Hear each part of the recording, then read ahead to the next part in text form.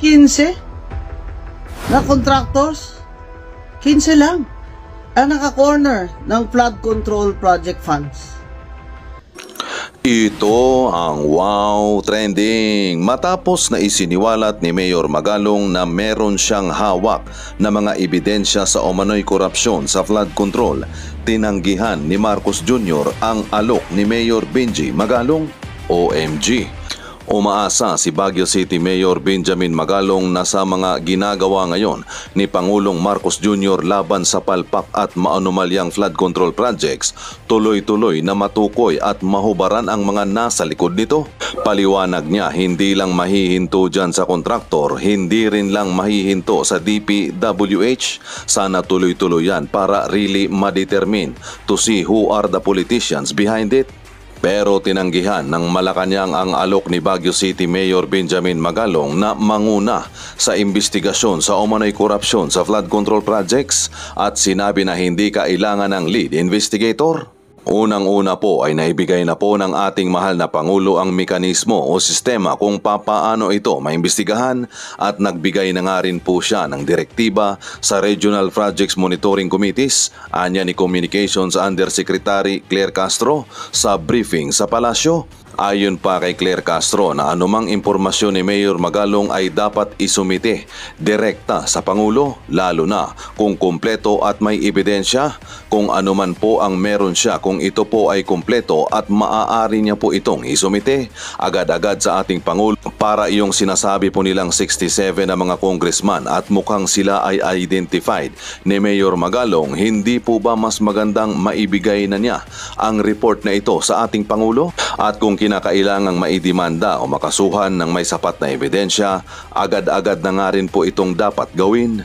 Nauna nang nanawagan si Mayor Magalong kay Marcos Jr. na magtalaga ng lead investigator para sa umano'y anomalya sa flood control at iba pang mga infrastructures projects na tinawag niyang widespread at highly organized. Ayon sa alkalde, may ilang mambabatas umano na tumatanggap ng 30 to 40% na kickbacks mula sa mga proyektong ito. Matapos nga natanggihan ni Marcos Jr. ang alok ni Mayor Magalong, bumuelta ang mga netizen at ito ang kanilang komento na ayon pa sa kanila na alam na this, kaya tinanggihan kasi siguradong lalabas ang tunay na mga sangkot sa corruption sa flood control projects. Siguradong lalabas sa mga pangalan na sila ang mastermind, kaya takot na si Mayor Magalong ang mag-lead sa investigasyon. Nakakadismaya, bakit tinanggihan? May reputasyon si Mayor Magalong. Parang naniniwala ako na nigaskugon lang ito. Naalala ko nung nakaraang sona niya na pakukulong niya ang mga hoarder ng sibuyas at smuggler ng bigas. Nakalipas ang 3 taon niya, wala namang nangyari. Ayaw kasi magaling na investigador si Mayor Magalong, dating CIDG yan. Kaya baka matumbok agad kung sino-sino ang mga kurap at mastermind. Takot lang kayo pag si Mayor Magalong ang mag-lead kasi lalabas talaga ang totoo at malamang ang pinakapuno dyan ay walang iba kaya ayaw na nila. Siyempre, pag si Mayor ang maging chief investigator, ilalabas ang totoo. Baka madaming mga aliporis niya ang sangkot. Alam ni Mayor yan. Hindi niya ibibigay ang hawak niyang ebidensya pero alam ni Mayor ang tamang venue. 15 na contractors, 15 lang ang naka-corner ng flood control project funds. Dapat po suriin din. Hindi lang po sa taon na ito, kundi sa past 5 years. O kaya sa past 3 years na lang na si BBM ang presidente. Ito po ang mga congressman na contractor din. Ito po ang nambababoy sa ating party list na sistema. Of course, i-add nyo na dyan yung mga political dynasty, kagaya ni Romualdez, na hindi lamang siya ang congressman, nagdagdag pa siya, asawa niya at anak niya at kanyang kanang kamay ay 3 congressman din sa party list nila na tingog. Saan ka makakita? Yung dating speaker, wala namang party list yun. At ito po ang sanhi. Ito mga congressman na siya ring kontraktor ay sanhi po talaga ng talamak na korupsyon na ng Pilipinas. sa Pilipinas. Ito ang number 1 nating problema. Corruption. Kung kaya wala na pong naiiwang pera at tax na lang ng tax ang gobyerno. Wala na pong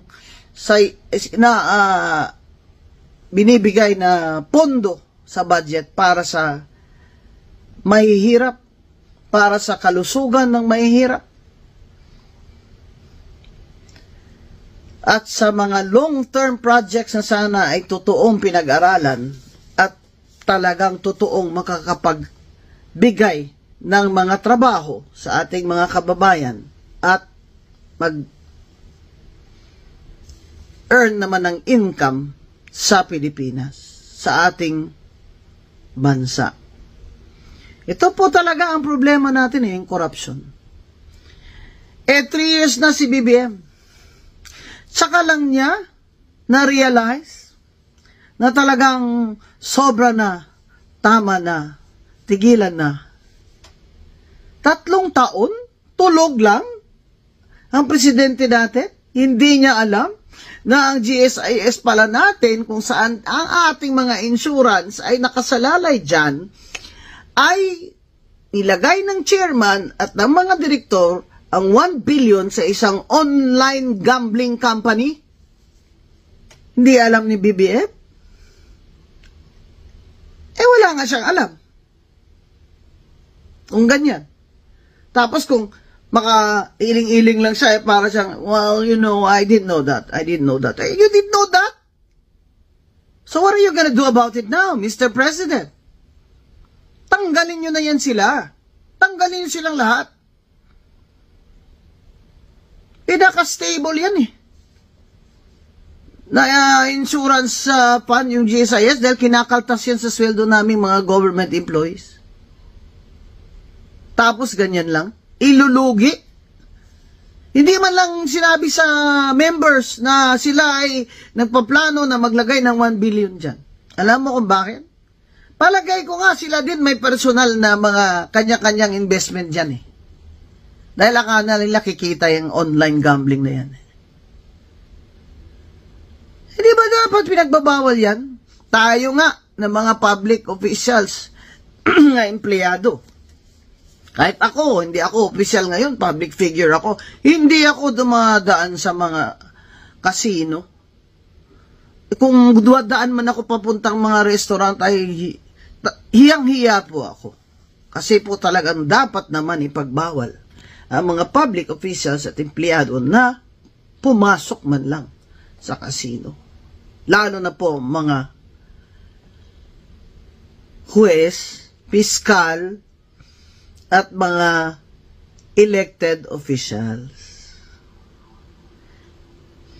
Pero ang GSIS chair at ang mga direktor, wala silang konsensya. Naglagay ng 1 billion na pera ng GSIS at mga miyembro dyan sa online gambling na yan. Natalong-talo na ngayon.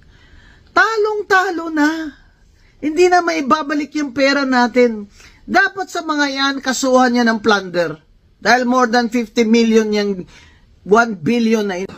Tungkol sa pahayag ng Governor ng Bulacan sa mga flood control projects ng Administrasyong PBBM. Kasi sa briefing ng Pangulo, Bulacan ang may pinakamaraming flood control projects sa buong bansa. May top 10 provinces, Bulacan ang nangunguna. Ang gobernador nagulat at nadismaya. Wala siyang kaalam-alam tungkol nito. Okay, ito. Flood control list of Marcos Jr. Bulacan Governor shock. Nagulat. Bulacan Governor Daniel Fernando expressed shock over the number of flood control projects reserved for their province. In an interview with Morning Matters on One News on Tuesday, the governor said they have nothing to do with the project distribution process and only have known when it is due for implementation. Sabi ng gobernador, actually, I was surprised by the number of flood control projects that were allocated in the province of Bulacan. The governor also admitted that he has not yet felt the impact of current projects, but is willing to cooperate if an investigation occurs. Yan, maganda. Dito sila ngayon mapipin down, ma-checkmate. Kasi ang dami. Mamaya tignan natin yung number, 600 plus ata. Tapos hindi nila nararamdaman, hindi nila alam, ano bang klaseng panggobyerno tayo ngayon. Grabe. Sabi niya, actually, it's in the national how they will distribute it. For us, we're just waiting for those projects. We need those projects, those flood control projects. Nung kasagsagan pa ng bagyo, itong Habagat at 3 sunod-sunod na bagyo, nagpahayag ang gobernador, nasaan ang mga flood control projects namin? I-release nyo naman dahil kawawa kaming. Ang dami kasing apektado sa Bulacan. Mga peace fund ata dyan, nababaha. So, kailangan nila. Wala, hindi niya alam eh. Ngayon, napag-alaman na pinakatap pala. Tingnan natin na yung listahan. Ito. Bulacan is 668 flood control projects. Sunod is Cebu, 414. Isabela, 341. Pangasinan, 313. Pampanga, 292. Albay, 273. Leyte, 262. Tarlac, 258. Camarines Sur, 252. And Ilocos Norte, 224. Okay. Yan po ang nabigyan ng proyekto mga ano. Ang tanong, ito bang mga probinsyang ito ay ang mga flood-prone provinces? Kasi kung flood-prone ka nga naman, dapat lang na mabigyan ka ng maraming proyekto. So, ikumpara natin ang flood-prone provinces is Pampanga. Number 1. So, at least, nabigyan ng 292. Okay. Nueva Ecija, flood-prone din. Kailang wala sa listahan sa top 10. Bakit? Dapat ito ang mabigyan. Nueva Ecija. Tarlac. Ayan, flood-prone siya. Ayan, nabigyan siya ng 258. Next. Bulacan. Yun, nabigyan. Metro Manila, siguro, nabigyan din, kaya lang hindi siya napasama sa mga list of provinces. Metro Manila. Maguindanao, flood prone, wala dito sa listahan. Bakit? So, dito mo makikita yung distribution, wala talaga. North Cotabato, flood prone, wala dito sa listahan. Oriental Mindoro, flood prone. Ako, na-assign ako dyan ng more than 3 years. Alam ko, bumabaha talaga. Konting ulan lang, wala na, mag-rescue na kami. Bakit walang Oriental Mindoro dito? Ilocos Norte, flood prone. Ayan, nabigyan. So, there is something wrong sa allocation ng proyekto. Jonas Recibe, sabi niya, ito ang pinakakurap na administrasyon. Agree ako. Allen Songkayawon, ang flood control sa loob ng bulsa ng mga congressman. Yan ang katotohanan. Gusto nila mawala si Inday Sara. Gusto nila kulong si Digong para walang haharang sa gusto nila mangyari habang sila ay nasa kapangyarihan. Estelita de la Cruz, panagutin at pakulong ang mga magnanakaw ng flood control, habulin ang milyong-milyon ninanakaw. Ang tanong ngayon is, meron kayang makakasuhan? Meron kayang mapaparusahan ng dahil sa flood control? Sa ngayon, malabo ang sagot. Kasi, ang Pangulo, kahit napakaganda yung pronouncement niya sa SUNA na mahiya naman kayo, mga magnanakaw, dapat may managot. Sa ngayon, malabo pa ang kanyang hanggang data pa lang. More than 2 weeks na mula nung nagsona siya, data lang ipinakita niya. Yan, yung mga top 15 contractors, top 10 provinces. So, what's next? Sino ang mag-iimbestiga? Sabi niya, hindi daw DPWH. So, sino? Mga kongresista? Ay, mahiya naman kayo.